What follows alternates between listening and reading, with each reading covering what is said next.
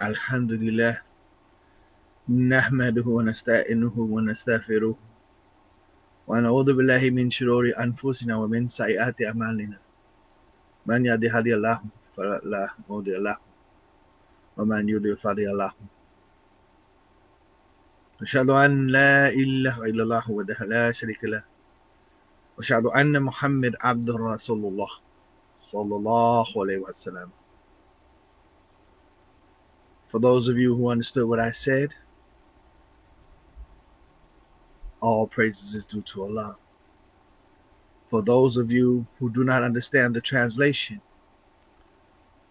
I challenge you to go to a Muslim brother and ask him, what did he say? Because perhaps from his words, my words will be more emphatic if they're repeated directly in your ears. Good morning, this is Khalil Shabazz.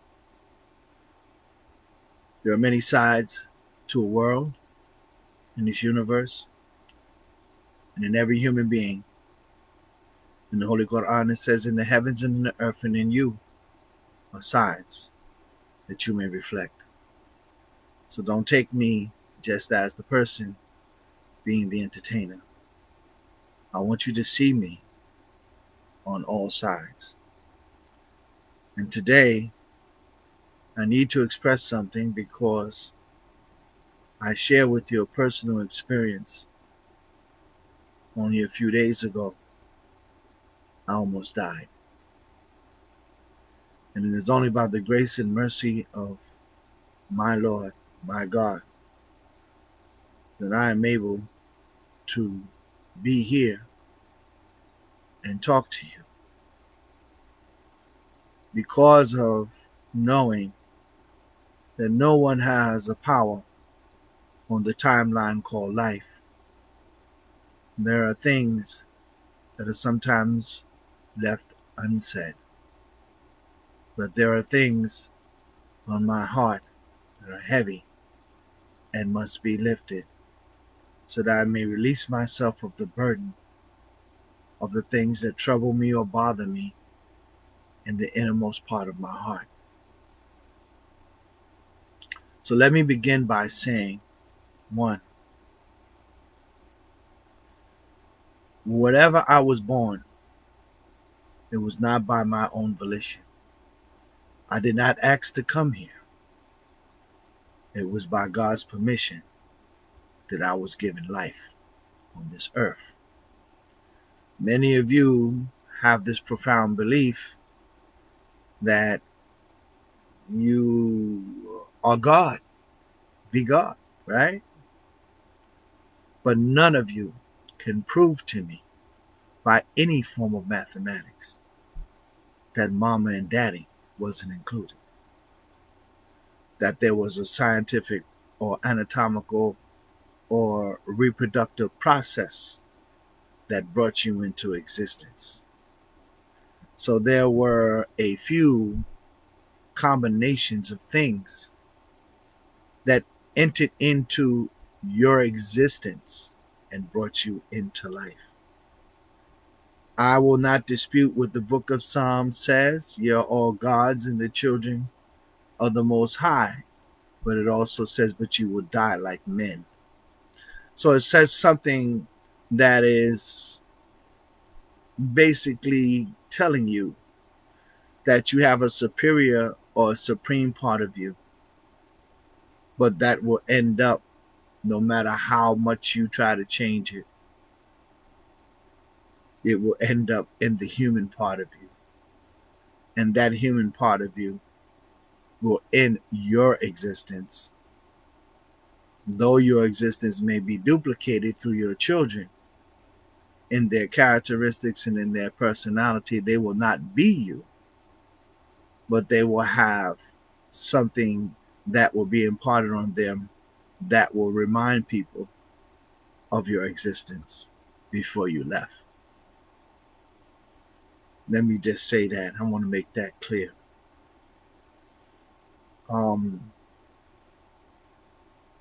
I didn't ask anyone to come into any particular religion. I ventured into many spheres of institutions. And through the journey of those institutions, like it says, when all else fails, Islam comes. But Islam is not a religion. Islam is an Arabic word for an English translation that means total peace and submission to the will of God. That's it. It's just that simple. So when I decided to embrace the journey that brought my life into coexistence with a belief of submission and peace with God, I saw that again come at a time when death was at my feet just this past weekend. And so I don't want to be in acceptance of institutions as my guide. I want to be in acceptance of that which is absolute truth based upon what has been revealed and placed on humanity as a duty to God. Now, many of you know me, but many of you really don't know me. A lot of you have met me through the legendary intruders, have met me through singers and producers and promoters, but you've never met me until you have met the person on the inside. Because what you see on the outside is an illusion of grandeur, looking good. You know, I don't think no man should be without being well groomed, being well spoken. I don't know. That's a gift, I guess, because um, I never tried to put myself above what my gifts are. I always hear what my gifts are from others. And for that, I'm humbled and I'm thankful. For those of you who think that your gift can take you into harm's way, where you want to control it or destroy it, or say it doesn't matter, it has no material factor, or it has no basis of recognition, that says a lot about yourself and that which you envy against the person because of something that you want to have, but you just don't get it when you know you already have it. But rather than to share the spirit of that, you would prefer to destroy the other person. I've endured that, and I'm thankful that my talent and my gifts have not fallen on deaf ears. Um, I want to thank my dear brother, David Darity, from the Red Crab in Rockville Center, New York, who has often given me an open platform to share what I've been blessed to share with others, and who have blessed me with their commending my talent. And to them, I am deeply humbled and thankful. When you think you're it, you're not. Because there's always someone better than you. And if you don't applaud them and if you don't praise them, then you're really small in the way that you think, even of yourself. Years ago, in the early 1980s, I came into the fold of the Nation of Islam under the Honorable Minister Louis Farrakhan. And in the early 90s, I spoke with many of his counsel and received letters from him because I wanted to do something, and I felt that what I heard from him would help us build a nation of people that were in unrighteous lifestyles and could transform their lifestyles into helping to be part of the building block of a better, humane society, community, period. And when I went through my trials in this journey, they tried to kill me 3 times. I fought because of what I loved in my heart for my people, for brothers who every time they went home, they would come back to their community only to go back into the same environment that led them to prison in the first place. When I see and bear witness to my sisters falling short of being the beautiful black women that they are, I decided to take on that journey.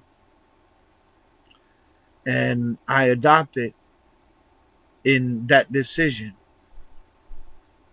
to become part of, I believe, was a wonderful, wonderful ministry. And I went to federal court. And it's funny because I went on the computer this morning and found my case all over the United States. I was never given credit for anything I did. In fact, there are those who I will not speak of that knows that they kept me in the shadows and they accredited themselves as being the ones that did the work, the ones that sacrificed their lives. And I'm not talking about the ones that's gone. I'm talking about the ones that's living in present. And when the door opened for me to go into the state prisons, they came and called me the N word and cursed me out and told me, you don't deserve to do this, that you're not qualified. But you know, it's funny because I say to myself, what qualifies you? What really qualifies you? If you ain't doing nothing, then that should demonstrate the definition of your qualifications. The unfortunate side of it is the program in and of itself has fallen apart. It has deteriorated. It has been emasculated, and it is unstructured, no autonomy, none whatsoever, to the point of people laughing literally at everything that was done to try to help reform another human being. One brother said, you can't bring a paper and a feel good message. And that's what they got. I wasn't allowed to come in and really set it up the way that it was supposed to be set up. I wrote a book that was brought to Chicago. I don't think Minister Farrakhan ever seen it. It was a book on how to set up the prison reform ministry. I wrote an aftercare program that would allow a brother or a sister to come home to a home, not a 3/4 house, but something that would be designed exactly as if they were at home, and those that would service them would be in their home, so that parole or probation and nobody else would disturb their needs and get their needs met, so that they could turn over their lives to success. And that was put in some dark closet, and it gathered dust. And for almost 15 years, the state has politically utilized their words. If you don't endorse them, we ain't letting them in. And they didn't. And they put a price on how I needed to qualify myself. But I remember at one time when the Honorable Elijah Muhammad had ministers around him. Some of them he didn't like. Some of them he was very disgusted with because they thought they was it. And the ones that didn't make no sound, the ones that didn't try to act they was better or badder or sharper, that's the ones he went after. He didn't go after the ones that tried to toot the horn. He went after the ones that played the flute. And that's why you see him and those that are closest to him become the sharpest and the most qualified of men who strive to serve under the auspices of true righteousness and really are for reform. And those that are still out there tooting their horn, you don't hardly see them. You don't hear them, nothing. They exist, but how do they exist? Check your qualifications. That will tell you. Years have passed, and so I did act, I was asked to keep a promise. Soon, you're going to see that promise be fulfilled. And I say this because I know that you, Minister Farrakhan, is listening somewhere to this, or it will get to you. But I'm going to do it with or without you, because I can't take on this promise as a task and let people qualify me for something that God already has. And if I'm not qualified, guess what? I remember it was said by the minister that there was a people who heard a man, and the man's voice, when his voice raised, the people rose up. But when the people left, they left only after he was gone. And then another man rose up, and when he rose up, the people rose up with him. But when he left, the people left. He said, but be careful of who is raised. Be careful. Because that one person that is not moved, that person that has not left, still has the ability and the great potential to raise others, and to do it in a way where if he's gone, they are right in the next step behind him. It's like being in an army. You're a soldier. When one foot steps out, your foot steps in. If the commander leaves the post, there is another commander being prepared to take over or take charge of that post. General order number one, to take charge of my post, right? And all temple property in view, right? So if I'm doing that and I'm taking charge of that, then I'm already being qualified because I'm stepping in the footstep of one who already had the power, and I'm doing it to maintain and futurest that power so that it never dies. So even though I'm gone, somebody else is carrying out the orders. General orders. Is that right?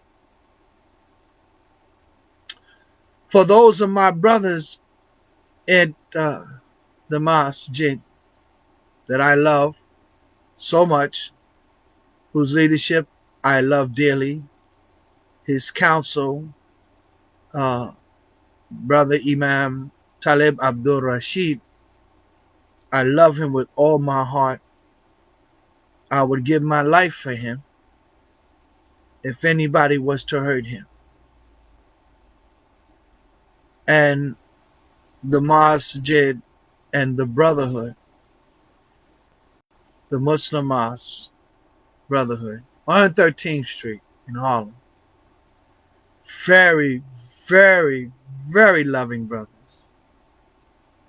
I will never disqualify any of them for the work that they have done and continue to do to raise the level of consciousness of human beings, whether they're black or white or Latino or whatever language or gender, or, they're not into that. Because you see, the mission is not about the color of my skin. The mission is not about my ethnicity. This whole mission is about transforming, changing, affecting, and making a difference in the life of a person who a lot of people in society have already labeled disabled, disenfranchised, somebody that's just not worth it. But who are we to say who's worth it? None of us have that authority.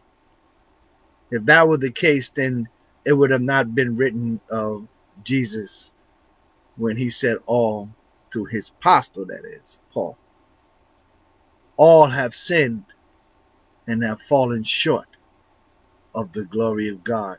None of you, none of us are above sin. So before you put yourself above another one, maybe you need to know what it feels like to put yourself in that subordinate role and stay there. Stay right there so that you can see what he feels and he can feel what you see. Then just maybe you'll connect and you'll have the type of working relationship that'll bring about qualifications for you both. Um, with all due respect to all my brothers out there that know me, hey, guess what? I just ordered my FOI uniform. And it should come here in I should get it within the next 3 weeks or so. Because I'm going to do this with you or without you. And that's what I've been told to do. Even by those in high places in the national house that were once in positions of authority. Said, brother, don't wait on nobody. You go ahead and do the job. Stop listening to this one and that one and do what you were called to do. I don't know how long I'll have on this planet, but it makes me realize that I have something to do and I got to do it, whether you like it or not. I hope you will, but if you don't, that's fine. There will be others that will like it better than you. Ah, last but not least, as we come into the new year, 2021, um, another year for which we can say this earth has lived another year, because we don't know what's going to happen by 2021 with this coronavirus and all these other things going on. We don't know how long we have. The thing is, don't take it for granted. Don't take your life for granted. Don't take the moment for granted. I love to sing. I ain't gonna never stop singing as long as I have a voice. And as long as there's somebody that wants to listen, I'm gonna sing. Why? Because it's a beautiful thing. Because I ain't hurting nobody and nobody's being hurt. I do what I do and it brings memories to the hearts of how many I don't know. And those who share that with me and I share with them, it's about love of the music, man. Love of the music. But I separate my music from my spiritual life. Because my spiritual life don't have a place in a club. It doesn't have a place in certain environments or establishments. And I'm not going there to add to deterioration. I'm not going there to promote anything illegal. What I'm doing is I'm bringing back memories. We are last generation, the remnant of a generation of people. And I'm sure you remember when them lights went out in the streets, you was at home. There was nobody in the streets. If you came out of your home after them lights was out, something was wrong with you. And if you didn't get home by the time the lights went out, it definitely, you got treated with a certain kind of treatment or punishment for being out after the lights in the streets were gone. There was a time when I grew up in Harlem and people all up and down the blocks, they had their little radios, the kids would be out there playing, the parents were out there. What happened? What happened? It was such a natural way of simplifying life until we allowed the deceptiveness of modern technology and all of these new ideas to create different lifestyles.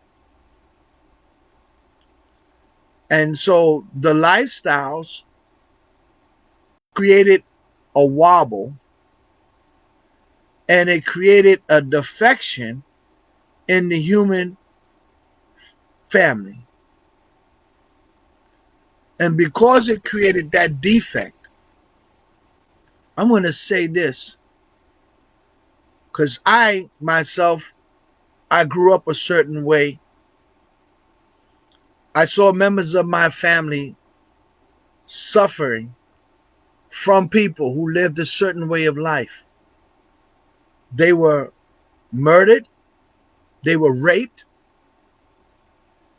and they were not giving anyone permission to have sex with them. But they died because people decided that their lifestyle had to be an acceptable one, either by choice or by force. And when you look at slavery, you'll find that none of us had a choice.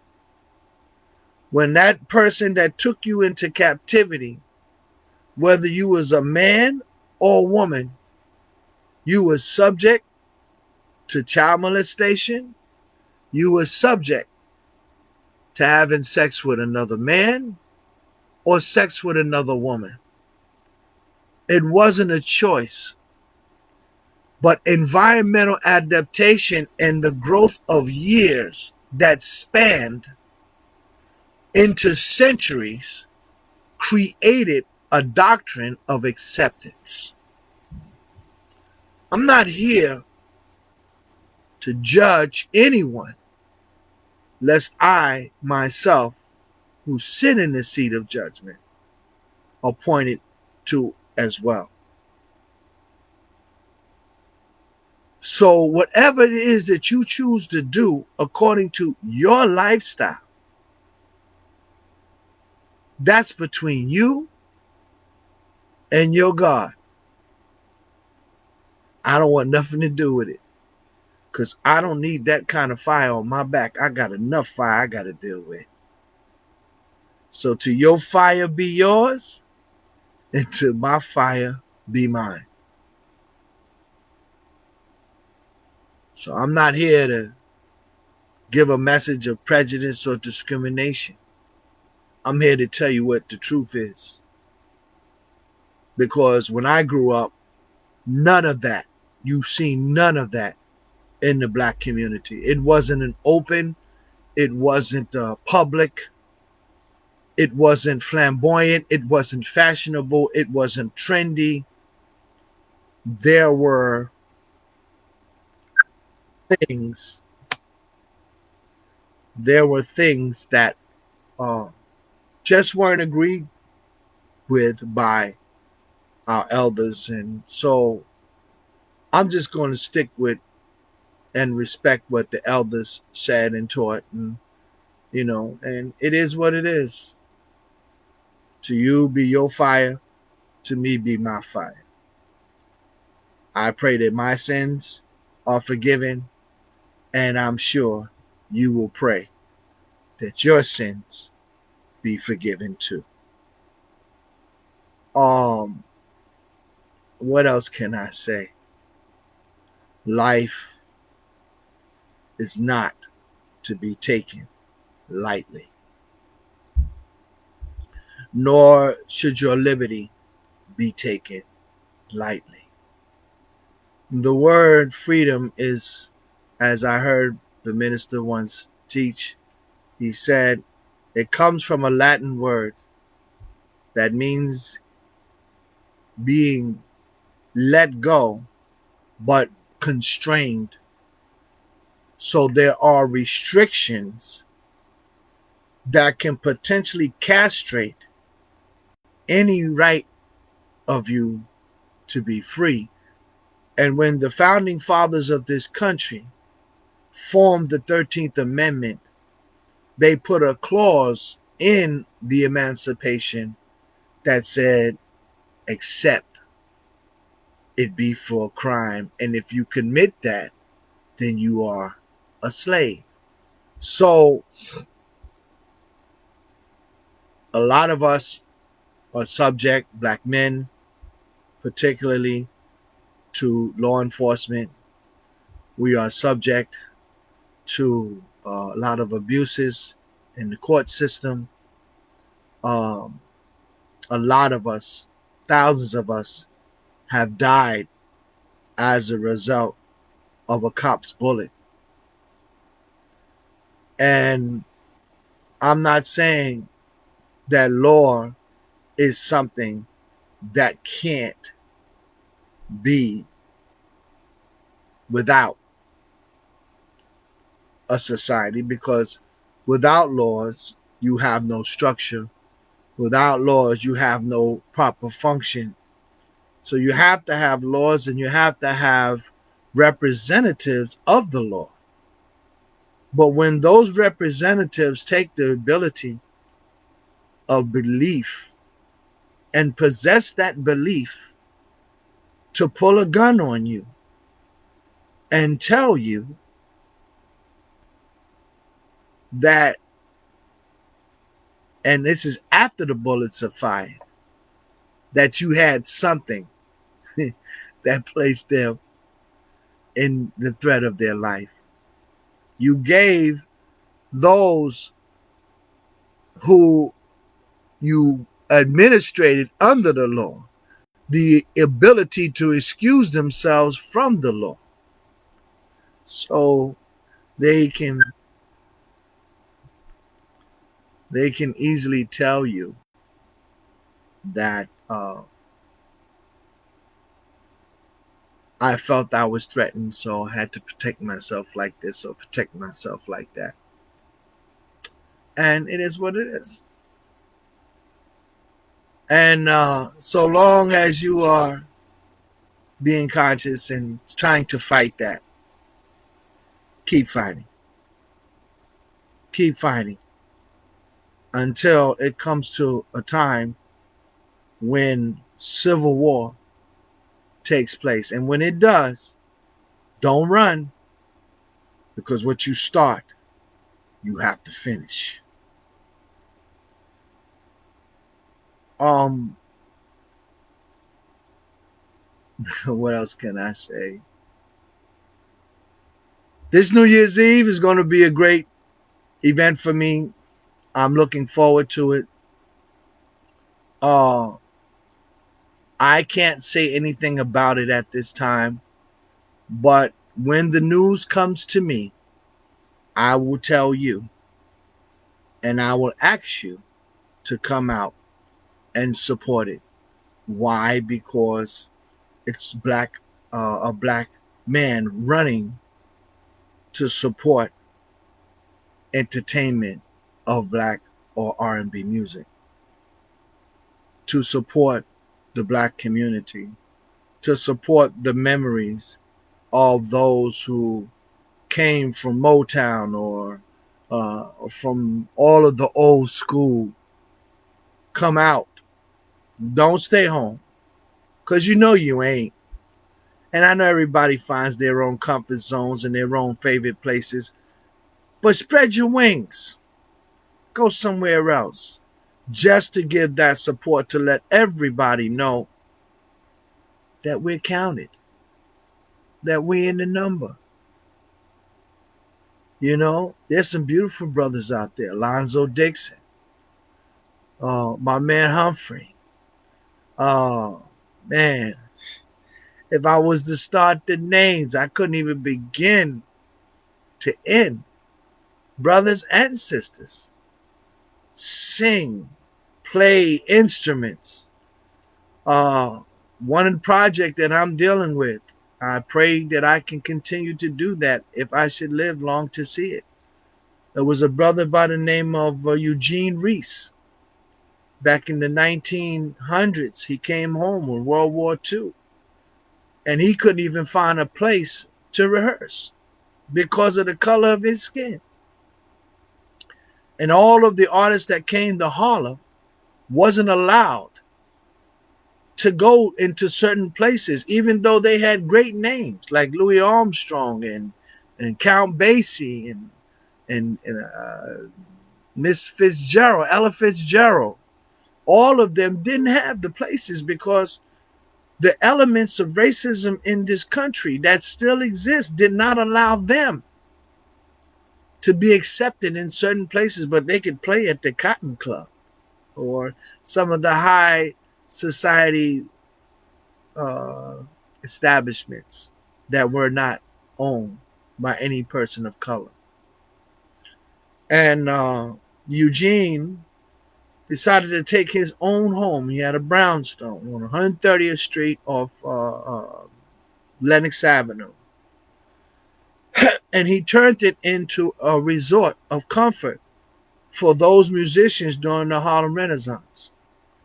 And all of those artists, including those I mentioned, frequented his house as a place of resort so that they could go and rehearse and they could go and enjoy and they could have their jam sessions and they could eat together and they could sleep together.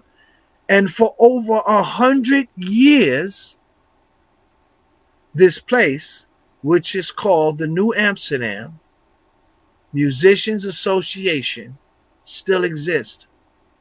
The people in that community wanted it to be destroyed. They didn't want it in the community. They wanted it eliminated from 130th Street. But a young brother, innovative, loved jazz, decided to challenge the status quo, and it is now existing as a landmark. But there are some dilapidating circumstances and conditions surrounding NAMA.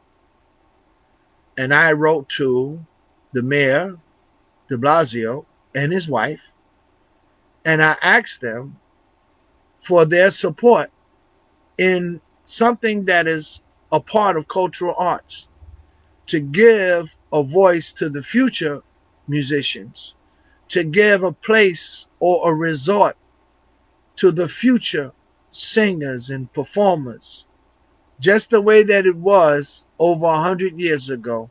And we know it can't be done without that kind of support. You got to keep the house maintained. You got to fix pipes and electric appliances. You got to keep replacing equipment.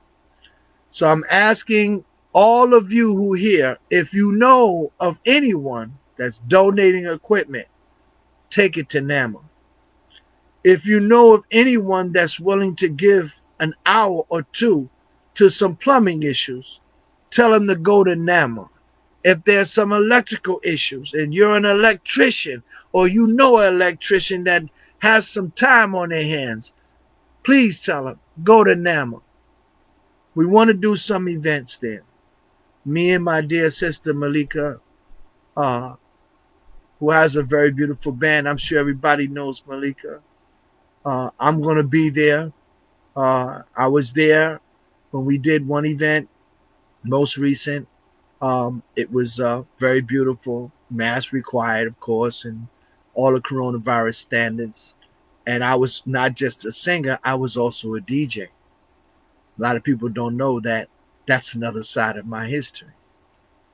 Um, and I want to thank my dear brother Energy Twist for actually being there at the inaugural or the initiation of our first event, to try to get these donations and support to help restore NAMA.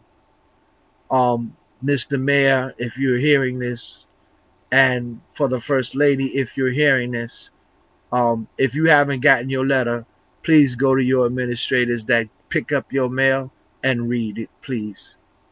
Because the mail was directed to you, not to those who represent you. And please give your support. And thank you. For all of anything else, if it comes up, you're going to hear from me again. Because like I said, this weekend, I could have died.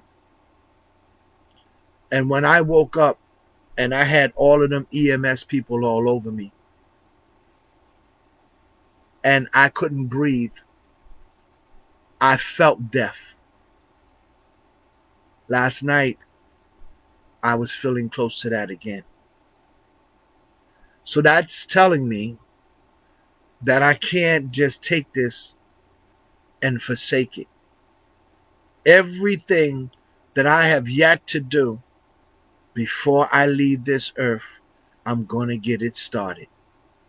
And I'm looking for peer commanders, soldiers. If you out there, inbox me. Let's build this like it was supposed to have been built years ago.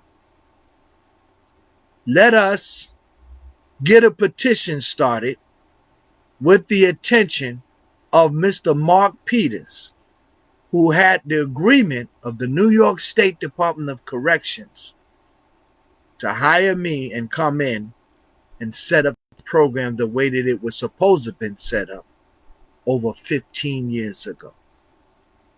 Let's get him to get in there to help our people so that they can get out and stay out. And I know, Brother Malik, you can hear me because you were one of them brothers that spoke about that. And all of you other brothers, you real soldiers, show me how much of a soldier you are and step up or step off, because there's no more time for the game. It's not about the uniform. It's not about the bow tie. It's not about the kufi.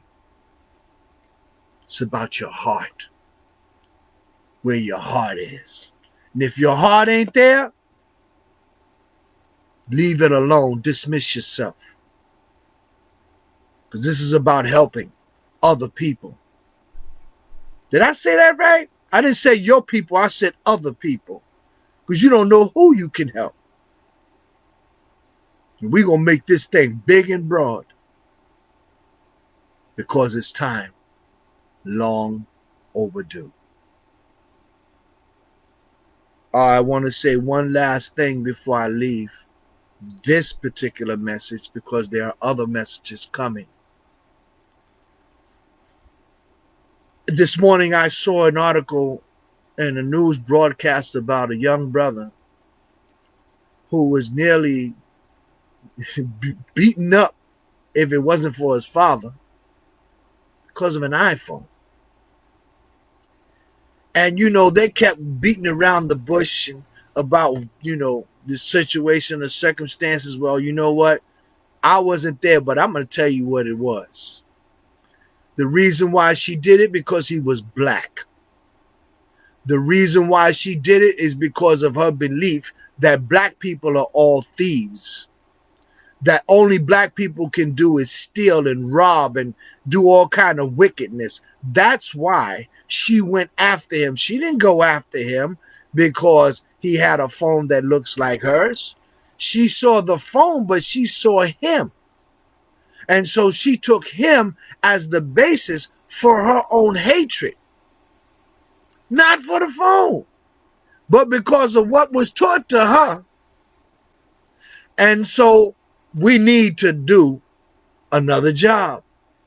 It's about time we start going in these schools, these universities, wherever we are allowed, and teach re-educating the mind on race.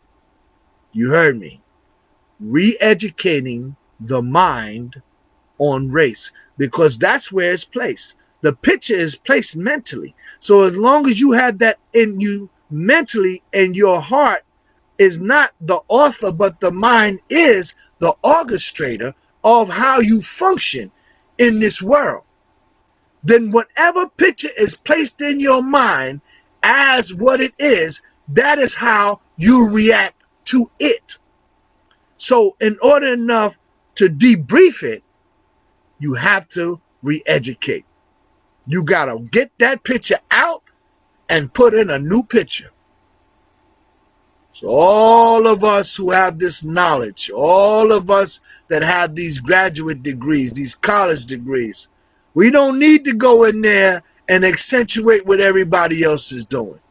We need to go into these universities and these colleges and teach these people that black people are not what you think we are. Historically, spiritually, ethically, however you may see it, so that you can change the picture once the picture can no longer become the basis of what you agree on, to the point where you can agree on what's the truth. That being said, I want to thank you, all of you, for this time and opportunity to listen to this message. This message is not a joke. This message is about change, because last year, or this year really, I said in 2020, my alma mater was going to be, I dare to be different. Well, 2021 is here, and if God gives me the permission to stay here a little longer, guess what? My motto ain't going to change, because I want to dare to be different. And I added the I, so that does change it. So the interchange of the I to I dare, then I'm saying to you, it's going to be different.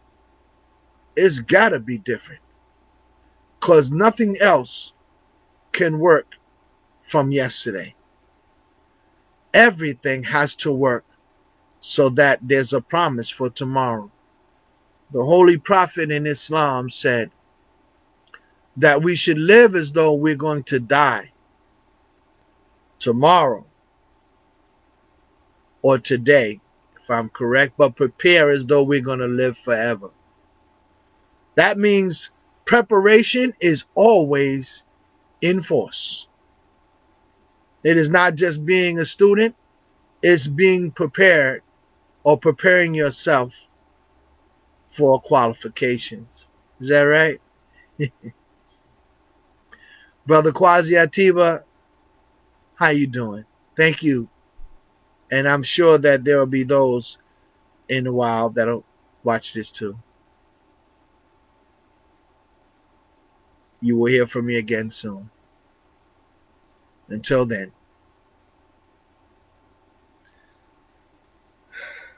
peace be unto you and your family. May your new year be one of prosperity and success, safety, and care. God bless you. God keep you. This is Brother Khalil Shabazz. Peace.